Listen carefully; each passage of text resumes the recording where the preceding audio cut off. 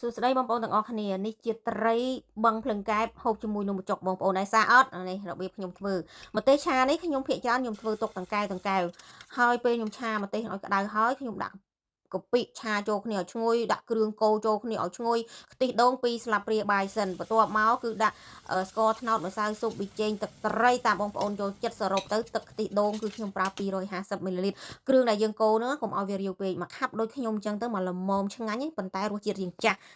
ត្រីបឹងភ្លើងកែបនៅ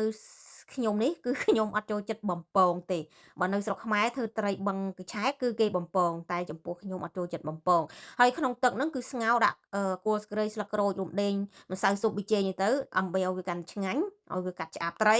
ហើយយើងដាក់បន្លែភ្លើងកែបយើងដាក់ត្រីដាក់គ្រឿងនឹងមកបងប្អូនចូលចិត្តអីគេសណ្ដែកដីក៏រោយដាក់ទៅហូបហើយមកបញ្ចូលសម្លេងចង់ឃ្លានទៀតអញ្ចឹងអាភ្លើងកែបហ្នឹងពេលយើងហូបបែបហ្នឹងស្រួយឆ្ងាញ់ណាស់បងប្អូនធ្វើនេះគឺធ្វើត្រីពីរពេលដែលយើងហូបអស់មួយហើយរៀងឆ្អែតចឹងហើយនាំគ្នាអង្គុយស៊ីត្រាវសិនទៅបានថែមមួយទៀតអញ្ចឹងខ្ញុំអ្នកដាំបន្លែខ្ញុំអ្នកកូរគ្រឿង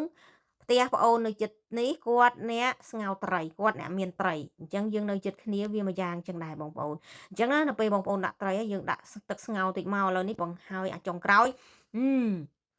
និយាយ